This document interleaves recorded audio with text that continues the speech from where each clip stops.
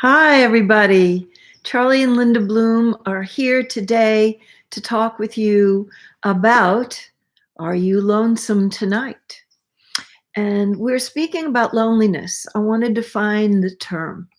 Loneliness is sadness about not having enough meaningful contact with friends and companions. And before the epidemic that we're living in right now, there was already an epidemic of loneliness in the United States. In fact, at the APA conference, APA stands for the Association for American Psychological Association, they had their 125th conference. And at that conference, the statement was made by a number of the speakers that the epidemic was growing so large that it was tantamount to the obesity crisis in terms of the impact on the health of the population. And it's growing larger.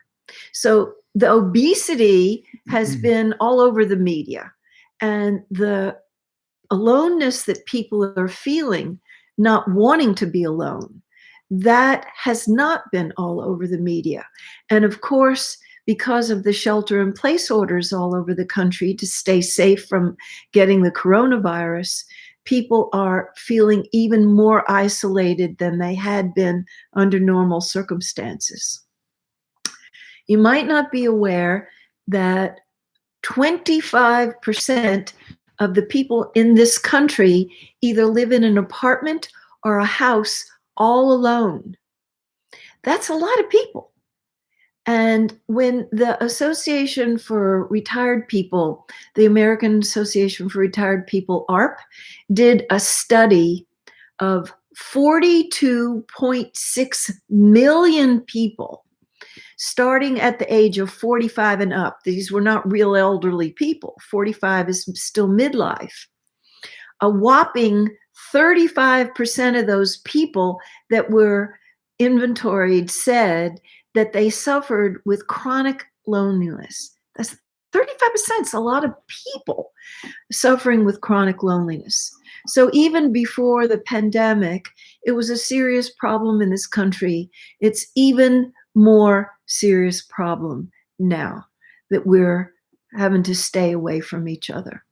So if you happen to be feeling lonely these days, know that there's a lot of people, a lot of us that are having that as one of the components of the stress that they're experiencing.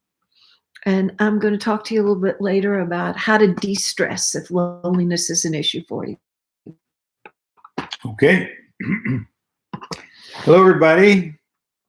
It's good to be here with you and with my honey here. And I think that's really the theme of today's talk, is to be with each other, like with a capital W, not just to be physically with somebody, but to be present with them, to be connected, to have that feeling of being connected to somebody with whom I feel a sense of alignment and togetherness. So like Linda was saying, that in these times we're challenged because the normal ways that we have been able to be with each other is that many of them are just not available. I mean, we can be together here and we can touch, and we can experience a form of intimacy in our connection. But for so many, they're not able to do that now. And with a quarter of the population of this country being living alone, I can only imagine what it must be like who can experience this, because connection, intimacy, is not just something that we enjoy having. It's a need. Mm-hmm. It's an essential requirement in order to experience a sense of well-being in your life.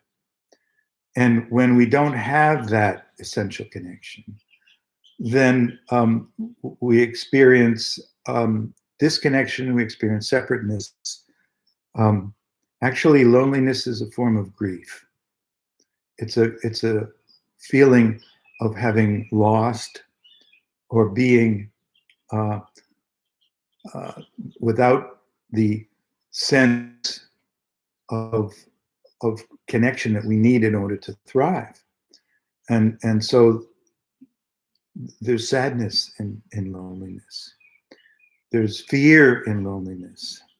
The fear that maybe um, I may not be okay. I may need somebody, because we're social beings, we're social creatures, and we all need to have someone, uh, to have this sense that we're not alone in our lives. The feeling of aloneness is not something that comes uh, if we don't have people physically with us. We can feel very alone even if we're in the presence of other people.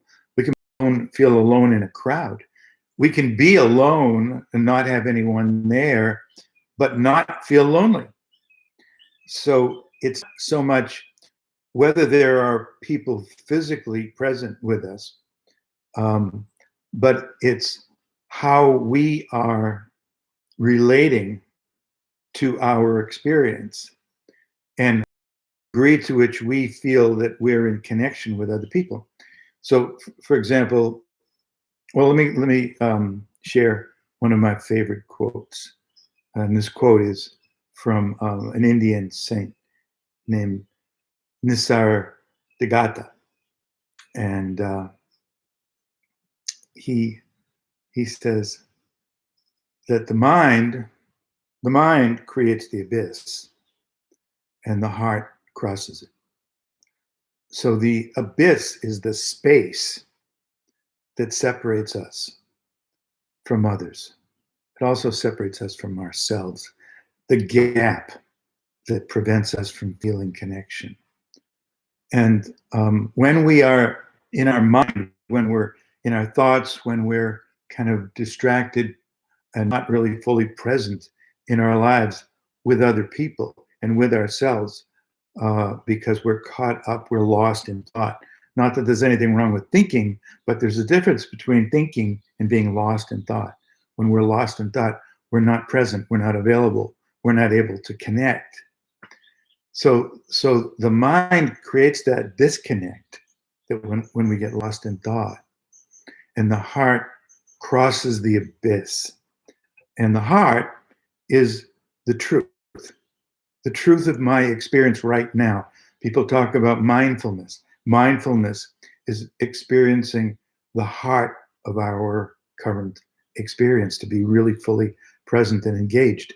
And when we have that, when we're there is no gap, there is no abyss between ourselves and the person that we're with or others, because we're present in our heart experience, in our true experience, and we're available to be nourished by their presence at the same time.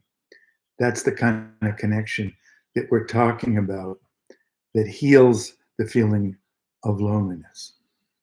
So I always say that when we have a crisis, let's make some meaning from it. If we have to suffer through something, let's find the meaning there, looking for the silver lining, looking for the golden part in the shadow.